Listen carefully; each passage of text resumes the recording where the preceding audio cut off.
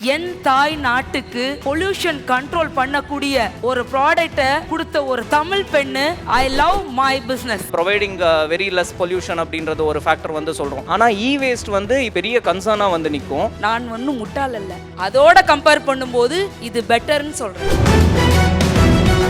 என்ன இவ்வளவு தூரம் இந்த மேடை ஏத்த வச்சது மிகப்பெரிய வழிகளும் மிகப்பெரிய தோல்விகளும் நோன்ற இந்த வார்த்தையும் தான் இன்னைக்கு ஆண்டர்பிரனரா பிகைன் வுட்ஸ்ல இந்த இடத்துல வந்து நிக்கிறதுக்கான முதல் காரணம். சவுத் இந்தியால முதல் இவி சார்ஜர் மேனுஃபேக்சர் மதுரையில ஒரு பொண்ணு பண்றேன்றது இந்த உலகத்துக்கு தெரியல. ஏன்னா நான் தமிழ் பொண்ணு. உங்க நாலேஜை எல்லாரெல்லாம் ஏத்துக்கவே மாட்டான். நீ எவ்வளோ நாலேஜா வேணா இருந்துட்டு போ, உன் பேக்ரவுண்ட் என்ன, எங்க இருந்து வர? ஓ மதுரையா, ஓகே. இவி வெஹிக்கிள் 2018 நாங்க கண்டுபிடிச்சோம். இந்த தமிழ்நாடு எங்களை வெல்கம்லாம் பண்ணல. ஆனா அன்னைக்குள்ள நிலைமையில இவி வெஹிக்கிளே இங்க யூஸ் பண்றதுக்கு யாரும் ரெடி இல்ல. இவி வெஹிக்கிளே வெடிச்சிரும்னா பெட்ரோல் எங்க வெடிக்காது? என் பெட்ரோல்ல தீ பொறுத்துனா பொறுத்தாதா? வீட்டுல கேஸ் யூஸ் பண்றோமே, கேஸ் வெடிச்சிருதா? அவ்வளோ நெகட்டிவும் தாண்டி தான் நாங்க இந்த ப்ராஜெக்ட்காக இன்வெஸ்ட் பண்ணோம். கூகுள் பே கேலி பண்ண ஆள்கள் தான் நம்ம ஆளு. ஜிபே டிஜிட்டல் எப்படி ஒர்க் அவுட் ஆகும்னு சொன்னாங்க. கையில காசு வச்சிருந்தோம், ஏதாவது பணம் மிஸ் ஆயிருமா, எங்கேயாவது ஏமாந்துருவோமான் இருந்தோம். இன்னைக்கு பெக்கர் கூட டெல்லியில நான் பார்த்த இடத்துல அந்த அளவுல டெக்னாலஜி வளர்ந்துருக்குன்னு போது I am really so happy. அப்படி பண்றதுனால பணம் வந்துடும், இப்படி பண்றதுனால பணம் வந்துடும் சொன்னா தயவு செஞ்ச ஸ்டூடெண்ட்ஸ் அதை எதையுமே நீங்க வந்து உங்களுக்கு என்ன தெரியுமோ அதை பண்ணாலே நம்ம சக்சஸ் தான். நீங்க பிசினஸ் எங்க கத்துக்கலாம்னா, நீங்க உங்களோட நாலேஜ யாரை பார்த்துலாம் கத்துக்காதீங்க. உங்க அப்பாவை விட மிகப்பெரிய பிசினஸ்மேன் யாருமே கிடையாது. Okay, it's time for us to call the next speaker on board. Managing Director of Tucker Motors Private Limited, in adding innovation and excellence in the automobile sector. So let's give a huge round of applause to Mr. M. Pragya Raj avargal onto the stage, please.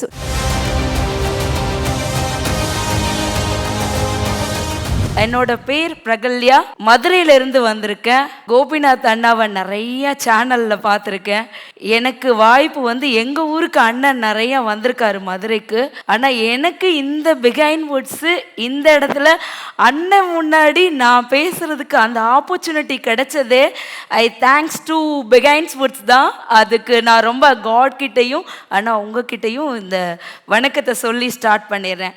Business ஸ்கூலெல்லாம் எடுத்த உடனே போகிறதுக்கு நான் ready இல்லை. ஏன்னா ஏற்கனவே ஒரு 2 மணி நேரமே எனக்கு ரத்தம் வந்துருச்சு. அவரவர் ஆளுக்கு ஒவ்வொரு கதையை சொல்லி எனக்கே நர்வஸ் ஆகாடா, என்னையவே நடுங்க விட்டுட்டீங்களேடான்ற மாதிரி இந்த இடம் இருக்குது. ஏன்னா அவ்வளோ சீரியஸாக நம்ம போக வேண்டாம், கொஞ்சம் ஜாலியாக வைபாக போகலாம்ல. ஏன்னா எடுத்தோடனே பிஸ்னஸ் டாபிக்குள்ளே போனேன்னு வச்சுக்கோங்க, அங்கேருந்து கோபிநாத் அண்ணாக்கு ஃபேன்ஸ் இருப்பீங்க, பிரகல்யாக்கெலாம் ஒருத்தர் கூட இருக்க மாட்டான். வாட்டர் கேனை விட்டு எரிஞ்சிடக்கூடாது. ஸோ நான் அதை முடிவு பண்ணி தான் ஃபஸ்ட்டு எடுத்த உடனே என் பிஸ்னஸ்குள்ளே போக மாட்டேன். அப்படி பிஸ்னஸ்குள்ளே போகாத ஒரு பொண்ணு இன்னைக்கு 3 கம்பெனியோடைய டிரெக்டராக நான் இருக்கேன். லைஃப்னாலே ஜாலி வைபுன்னு இருந்த ஒரு பொண்ணு என்ன பிஸ்னஸ் பண்ணுன்னு சொன்னால் 100% அதுக்குள்ளே போக மாட்டேன். ஏன்னா என்னால் அந்த டயத்தை ஃபாலோ பண்ணி இந்த கோபிநாத் அண்ணா மாதிரி, இப்போ கோபிநாத் அண்ணா ரொம்ப பிஸியாக இருப்பாங்க. நான் சொன்ன மாதிரி நான் எப்படி ஒரு குரூப்னா, அப்பா செலிப்ரிட்டிஸ் மீடியாஸ்னால் அந்த டைமிங்க்கு போகலாம், ஆக்டிங் பண்ணலாம், ஜூஸ் வரும், அப்புறம் என்ன ஷெட்யூல்ப்பா, இந்த மாதிரி நிறைய ரசிகர்கள் எழுந்திரிச்சு ஃபோட்டோ எடுப்பாங்க, ஆட்டோகிராஃப் வாங்குவாங்க. கோபிநாத் அண்ணா எடுத்த இன்டர்வியூ மட்டும் ஃபோக்கஸ் பண்ணி சொல்லுவாங்க. நான் இங்கே கலாமாக இருந்தால் கூட நான் அட்வைஸ் பண்ணால் இப்போதைக்கு நீ என் காதை கொடுக்கவே மாட்டேங்கன்றது எனக்கு டேம் ஷுவராக தெரிஞ்ச ஒரு விஷயந்தான். ஆனால் அதெல்லாம் மாறி எனக்குள்ளேயும் ஒரு பிஸ்னஸோடைய தாட் எங்கே வந்துச்சுன்னா, நிறைய இடங்கள்ல நான் மதுரை பொண்ணுன்னு சொன்னதுனால ஒரு விஷயம், இன்னொரு விஷயம் நான் ரொம்ப ஸ்ட்ராங்காக பதிவு பண்ண விரும்புகிறேன். முதல்ல நான் ஜாலி சொல்லிட்டேன். என்னை இவ்வளோ தூரம் இந்த மேடை ஏற்ற வச்சது மிகப்பெரிய வழிகளும் மிகப்பெரிய தோல்விகளும் நோன்ற இந்த வார்த்தையும் தான் இன்னைக்கு ஆண்டர்பிரனரா பிகைன் வுட்ஸ்ல இந்த இடத்துல வந்து நிக்கிறதுக்கான முதல் காரணம் 100% என்ன பண்ணாங்க தெரியுமா? ஃபர்ஸ்ட் நாங்கள் ஸ்டார்ட் அப் பண்ண பிஸ்னஸ் பார்த்தீங்கன்னா சோலார் பிளான்ட்டு ஆட்டோமேஷன் 2013 ஸ்டார்ட் பண்ணோம். கோபிநாத் அண்ணாக்கே தெரியாத ஒரு விஷயம் சொல்கிறேன். இவி சார்ஜரை பற்றி அண்ணன் சொன்னாங்க. அண்ணனே எஞ்சி ஓட பார்க்குறாரு, ஆனாலும் பிடிச்சி கதை சொல்லியே அவன். ஏன்னா கோபிநாத் அண்ணா ஒரு இன்டர்வியூ நானும் பார்த்தேன். சவுத் இந்தியாவில் முதல் இவி சார்ஜர் மேனுஃபேக்சர் மதுரையில் ஒரு பொண்ணு பண்ணுறேன்றது கோபிநாத் அண்ணாக்கே தெரியாது. இதே தமிழ்நாட்டு கவர்மெண்ட்ல ஃபர்ஸ்ட் அவார்டு வாங்கினது த டக்கர் இவி சார்ஜ்ன்றதும் இந்த உலகத்துக்கு தெரியல. ஏன்னா நான் தமிழ் பொண்ணு, மதுரையில இருந்து வந்திருக்கோம். ஒரு பிஸ்னஸ்னா ஒரு நாலேஜ் தான், எந்த ஊர்ல இருந்து தான் வரணும்னு இல்லை. கலாம் சார் எங்க இருந்து வந்தாரு? அவர் ஒருவேளை பாலிடிக்ஸ்ல எல்லாம் பெரிய ஆளானோடனே I am also Kalam fan அப்படின்னு சொல்ற உலகம்தான்றத நானும் உணர்ந்தேன். ஸோ அந்த இடத்துல இவி சார்ஜர்ல ஆர்என்டில எல்லாரும் வந்து சவுத் இந்தியாவில் பார்த்தீங்கன்னா ஒருத்தர் சாஃப்ட்வேரில் ஸ்ட்ராங்காக இருப்பாங்க, இன்னொருத்தவங்க ஹார்ட்வேரில் ஸ்ட்ராங்காக இருப்பாங்க. அட் த சேம் டைம் நீங்கள் சொன்ன மாதிரி பெரிய லெவலில் இன்வெஸ்ட்மெண்ட் இருந்தால் தான், அவங்களுக்கு நாலேஜ் மட்டும் இருந்தால் போதாது. My dear lovable students, third point என்ன தெரியுமா? ஃபினான்சியலி. நீங்கள் ஃபினான்சியலி எந்த அளவில் உங்கள் நாலேஜை எல்லாரெல்லாம் ஏற்றுக்கவே மாட்டான். நீ எவ்வளோ நாலேஜாக வேணா இருந்துட்டு போ, உன் பேக்ரவுண்ட் என்ன, எங்கேருந்து வர? ஓ மதுரையா, ஓகே. அவன் பிஸ்னஸை ஒன்றை நீ வெளியே கொண்டு வந்தா கூட தேர்ட் பாயிண்ட் தெரிஞ்சுக்கோங்க, நாலேஜ் மட்டும் பத்தாது, உங்ககிட்ட இன்வெஸ்ட் பண்ணக்கூடிய கெப்பாசிட்டியும் நம்மளோக்கிட்ட இருந்தால் மட்டுமே இந்த உலகத்துக்கு நம்ம வெளி கூட வர முடியும். சொன்ன மாதிரி அஃப்கோர்ஸ் நம்ம பெரிய தேங்க் பண்ண வேண்டியது எதுக்குன்னா, இந்த மாதிரியான ஒரு சேனல்ஸ்லாம் சப்போர்ட் இல்லைன்னா எங்களை மாதிரியான தொழிலதிபர் கூட வெளியே வர முடியாது. அதுக்கெல்லாமே நான் ரொம்ப தேங்க் பண்ணணும். ஏன்னா ஒரு காலத்துலலாம் இதுக்குள்ளெல்லாம் அவ்வளோ லேஸில் யாரும் உங்களெல்லாம் நுழைய விட்டுற மாட்டாங்க. நீங்கள் யாருன்னு அடையாளம் காமிக்கணும்னா ஒன்று மீடியா இருக்கணும். மீடியா இருந்தால் தானே உங்கள் எல்லாருக்கும் தெரியும் இல்லையா?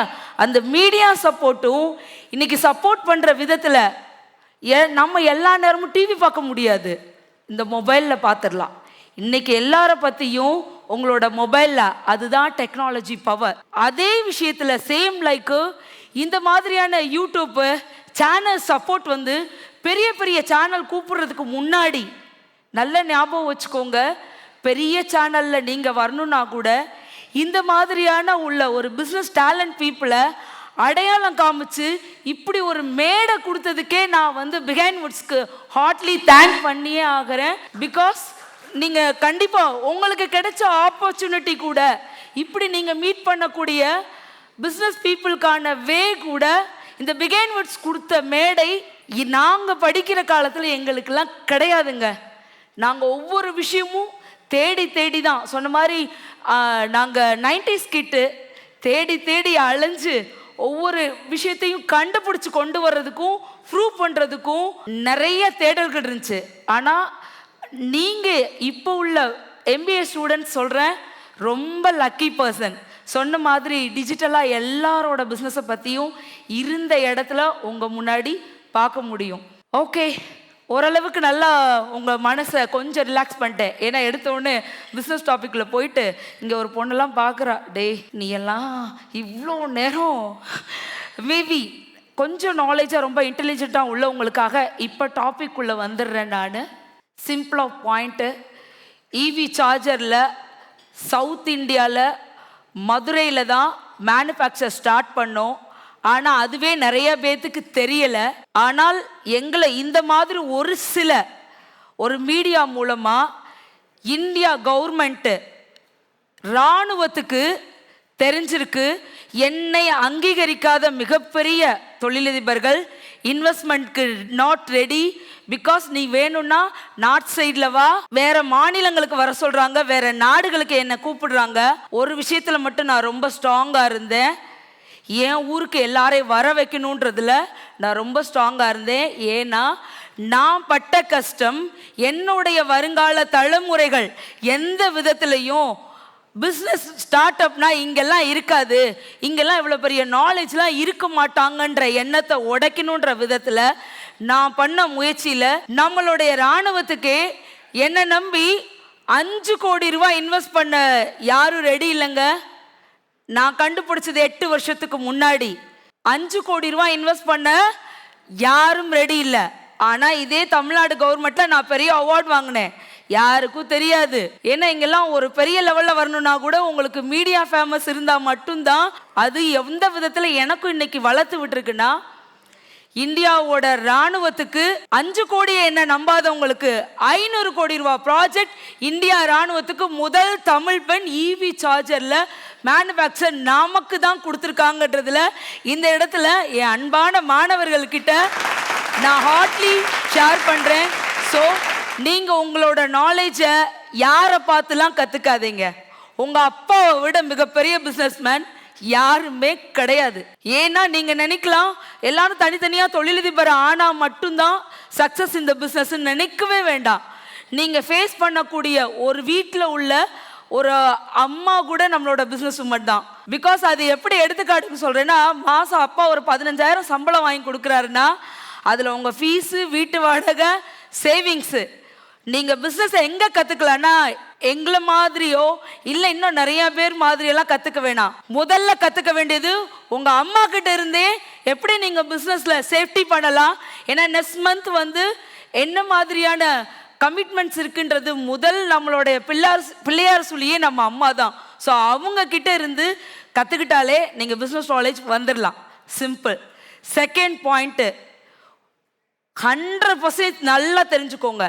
நீங்களே உங்களை ஐயோ இந்த பிஸ்னஸ் விட்டு ஓடியே ஆகணும்ப்பா, நமக்கு வந்து இது சரிப்பட்டு வராது போல, ஏன்னா நிறைய நெகட்டிவ் டாக்கு இதெல்லாம் வச்சு நீ என்ன பண்ண போற, அவன் பார்த்தா லேட்டஸ்டாக அப்படி பண்ணுறதுனால பணம் வந்துடும், இப்படி பண்ணுறதுனால பணம் வந்துடும் சொன்னால் தயவு செஞ்சு ஸ்டூடெண்ட்ஸ் அதை எதையுமே நீங்கள் வந்து உங்களுக்கு என்ன தெரியுமோ அதை பண்ணாலே நம்ம சக்ஸஸ் தான். உங்களுக்கு என்ன வருமோ அதை பண்ணாலே சக்ஸஸ் தான். வராத ஒன்றை போய் இவர் பண்ணிட்டாங்க, ஓ பிரகல்யா இப்படி ஈவியில் சக்ஸஸ் ஆகிட்டாங்க அப்படிலாம் நினச்சி யாருமே பிஸ்னஸ் ஃபோக்கஸில் போகாதீங்க. ஈவி வெஹிக்கிள் 2018 நாங்கள் கண்டுபிடிச்சோம். இந்த தமிழ்நாடு எங்களை வெல்கம்லாம் பண்ணலை. ஆனால் அன்னைக்குள்ள நிலைமையில ஈவி வெஹிக்கிளை இங்கே யூஸ் பண்ணுறதுக்கு யாரும் ரெடி இல்லை. இன்னைக்கு ஈவி வெஹிக்கிள் எவ்வளோ இருக்கு, பெரிய கம்பெனி வந்தால் சொல்கிறீங்க. ஒரு விஷயம் இன்னொன்று சொல்கிறேன், வெளிநாடுகளை விட நம்ம நாட்டில் நிறையா நாலேஜான பர்சன்ஸ் இருக்காங்க. ஆனால் நம்ம நாலேஜுக்கு இன்வெஸ்ட் பண்ணுறதுக்கு நம்ம ஆளுங்க தான் தயார் இல்லை. ஆனால் வெளிநாடுகளும் வெளி மாநிலங்களும் தயாராக இருந்தாங்க. ஆனால் நம்ம என்ன விட்டுருவோமா, எங்கே தோக்குறோமோ அங்கே தானே ஜெயிக்கணும். ஆமாம் தானே. நீங்கள் வெளிநாட்டில் போய் பெரிய ஆளாக இருக்கல என்ன கெத்து இருக்கு, 10 பேத்துல ஒருத்தனை நான் அமெரிக்காவில் இருக்கேன், நான் லண்டனில் இருக்கேன், நான் கனடாவில் இருக்கேன்றதுல கெத்தே இல்லை. உங்கள் ஊரில் உங்கள் மண்ணில் உங்கள் மக்களுக்கு நீங்கள் என்ன பண்ணுறீங்கன்றதுல தான் மிகப்பெரிய பெருமையாக அடங்கியிருக்கு. இது உண்மைதானே? 100% நீங்கள் எங்கேயோ போய் பயங்கர ஸ்டாராக சைன் பண்ணி சம்பாதிக்கிறது விஷயம் இல்லை. உங்களால் உங்களை சுற்றி சார்ந்தவங்களுக்கு என்ன பிஸ்னஸ் கொடுத்துருக்கீங்க, என்ன அவங்களுக்கு சப்போர்ட் பண்ணியிருக்கோன்றது தான் இங்கே மெயின் தாட்டு. அதில் நான் ரொம்ப ஸ்ட்ராங்காக நின்னதுனால தான் இன்னைக்கு ஈவி சார்ஜரில் நான் பண்ண ஒரு சின்ன விஷயம் என்னன்னு கேட்டிங்கன்னா, ஃபஸ்ட்டு ஈவி வெஹிக்கிளே வெடிச்சிரும்னா. பெட்ரோல் எங்கே வெடிக்காது, என் பெட்ரோலில் தீ பொறுத்துனா பொறுத்தாதா? வீட்டில் கேஸ் யூஸ் பண்ணுறோமே, எத்தனை பேருக்கு சார் தெரியும்? கேஸ் ஆன் பண்ணால் ஃபயர் தானே பண்ணுறோம், கேஸ் வெடிச்சிருதா? அவ்வளோ நெகட்டிவும் தாண்டி தான் நாங்கள் இந்த ப்ராஜெக்ட்காக இன்வெஸ்ட் பண்ணோம். அதனுடைய சொல்யூஷன் ஃபியூச்சர் டெக்னாலஜின்னு இன்னைக்கு எங்களை தலையில் தூக்கி வச்சு ஆடுறது யாருன்னா நம்மளுடைய இந்தியா கவர்மெண்ட்டு. அப்போ நான் அன்னைக்கு சொன்னும்போது யாரும் அதை பெருசாக இது எப்படி ஒர்க் அவுட் ஆகும், இது ஒர்க் அவுட்டே ஆகாதுன்னு சொன்னாங்க. ஆனால் மனசை தளரவே விடலை நாங்கள். ஏன்னா இது மூலமாக யாரும் படிச்சிருக்கணுன்ற அவசியம் கூட கிடையாது. ஒரு வீட்டுக்கு ஒரு ஆண்டர்பிரனரை உருவாக்கக்கூடியது ஈவி சார்ஜர் மூலமாக. படித்தவங்க படிக்காதவங்க உலகத்தில் லண்டனில் வேர்ல்டில் எங்கே இருந்தும் முதல்லாம் பெட்ரோல் பல்க் வைக்கணும்னா ரொம்ப பெரிய பிக் ஷாட் தான் வைக்க முடியும். ஆனால் இன்றைக்கி ஈவி பிஸ்னஸ்ஸு வீட்டுக்கு வீடு. ஏன்னா நம்மளுடைய தமிழ்நாட்டில் மட்டும் இல்லை, இந்தியாவில் ஈவி பிஸ்னஸ்ன்னு நீங்கள் ஸ்டார்ட் அப்புன்னு சொன்னீங்கனாலே சப்சிடி கொடுக்கறதுக்கு ரெடியாக இருக்காங்க. நீங்கள் சொல்லி பாருங்கள், அடுத்த செகண்ட் உங்களுக்கு சப்போர்ட் பண்ணுறதுக்கு ரெடியாக இருக்காங்க. ஒருத்தர் வருமானம்லாம் பத்தாது. நீங்கள் மிஞ்சி போனால் 1 லட்சம் சம்பளம் வாங்க.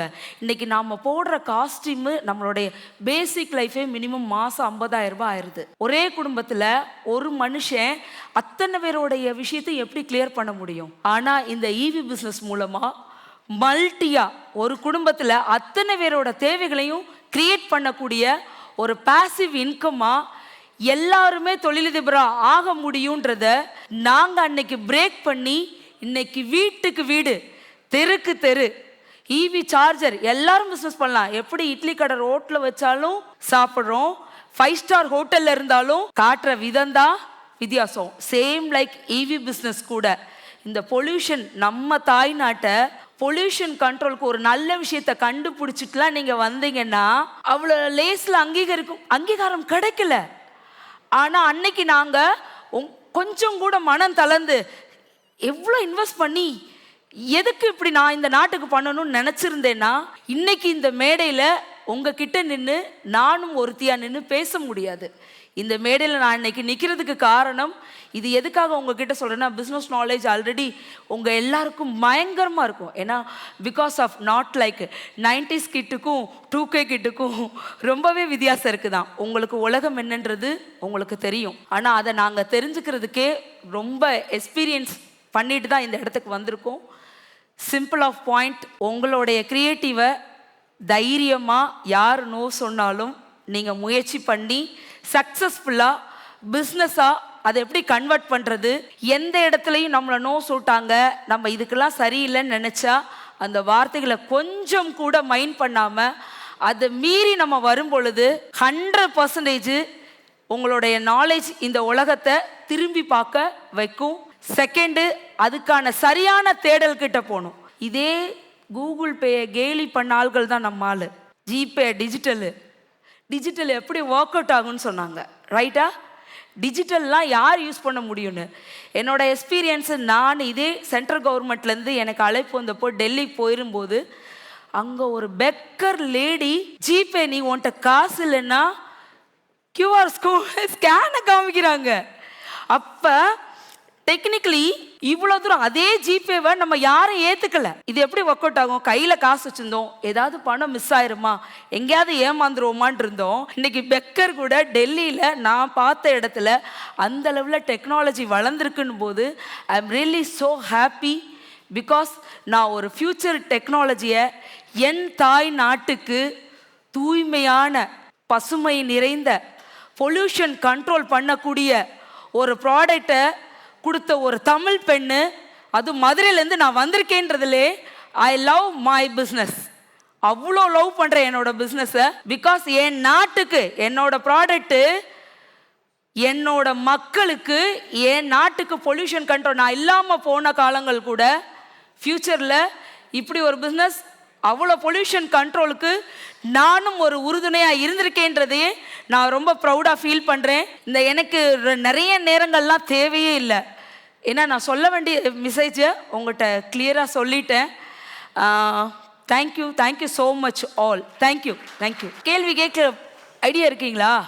Good evening ma'am.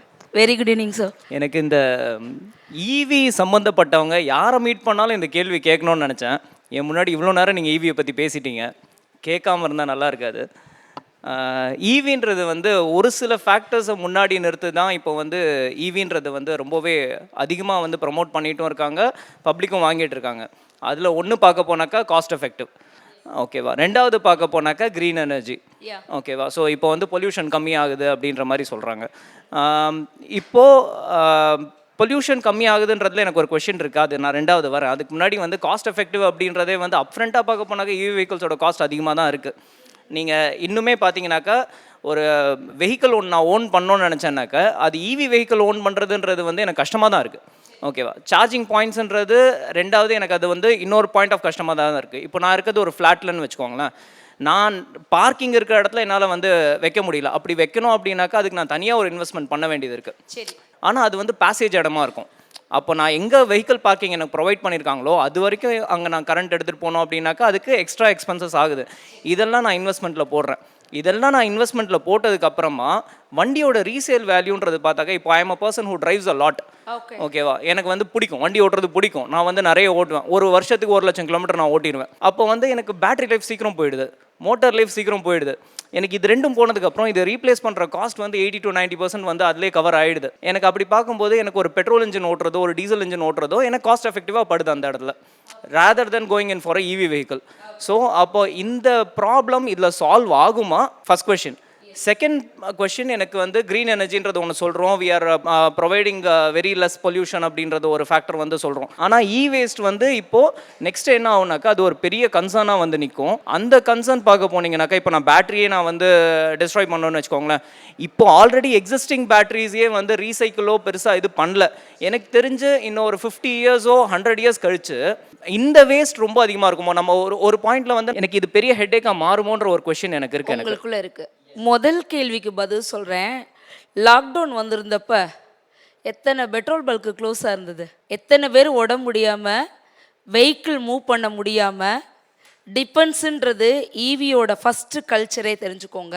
யாரையும் நம்பி சார்ந்து இருக்கக்கூடாது. உன் வீட்டில் கரண்ட் இருந்தால் பெட்ரோல் பல்க் கரண்ட்டை நீங்கள் விலை குறைவு போராட்டம் எத்தனை பேர் நியூஸ் பார்த்துருக்கீங்க? 2 ரூபாய் அன்னைக்கு பெட்ரோலோட விலை என்ன? அப்படியே இதுக்காக போராட்டம் எத்தனையோ நியூஸில் நீங்கள் பார்த்துருப்பீங்களே. இதெல்லாம் பிரேக் பண்ணுறதுக்காக கொண்டு வந்தது டிபென்ஸுன்றது.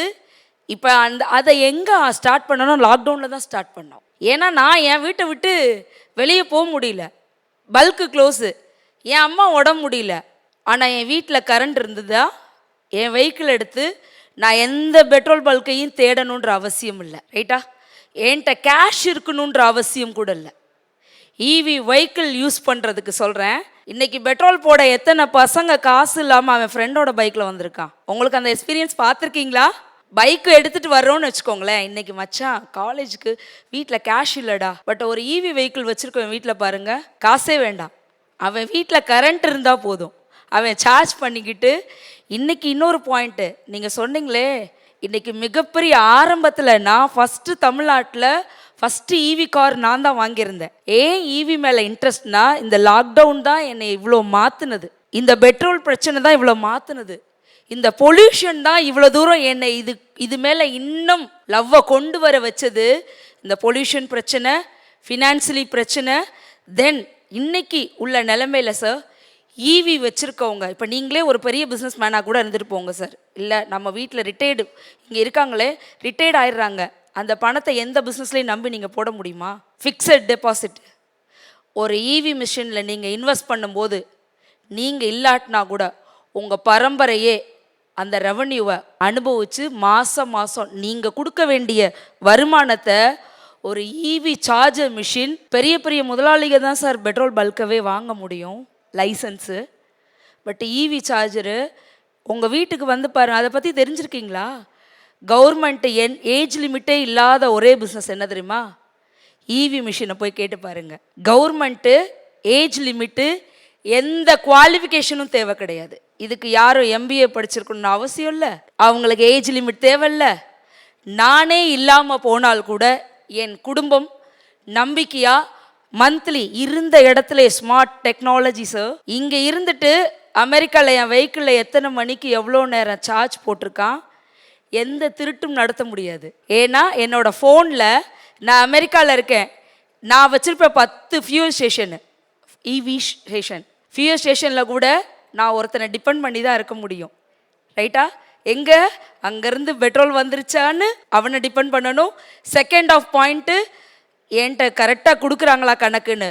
பட் EVயில் ஏமாற்றவே முடியாது யாரும் யாரையும். டெக்னாலஜியாக உங்கள் ஃபோனில் நீங்கள் பார்த்துட முடியும் எத்தனை மணிக்கு எந்த வெஹிக்கிள் எவ்வளோ சார்ஜ் ஆகிருக்கு, ஆன் ஆஃப் அங்கேருந்தே உங்களால் பண்ண முடியும். நீங்கள் எப்படி ஒரு மொபைல் மூலமாக அன்றைக்கி வேர்ல்டு வைடில் பேசுகிறீங்களோ, அட் த சேம் டைமு எந்த ஒரு இடையில தரகர்களே இல்லாமல் டைரெக்டாக அம்மா வீட்டில் இருக்காங்க, நான் பிஸியாக ஃபாரினில் இருக்கேன், ஆனால் என் அம்மாவுக்கு மாதம் இந்த EV சார்ஜர் மூலமாக அவங்களோட மெடிசன் செலவுக்கு ஈஸியாக போகக்கூடிய C-கிளாஸ் பீப்புளுக்கு கூட இந்த பிஸ்னஸ் சப்போர்ட்டிவாக. அன்னைக்கு டாட்டாவில் அவர் மட்டும்தான் 1 லட்ச ரூபாய்க்கு காரை ரொம்ப கட்ஸாக விட்டார். இன்றைக்கி அவர் போனக்கப்புறம்லாம் நம்மளால் ஸ்டேட்டஸ்லாம் பயங்கரமாக வைப்பாங்க.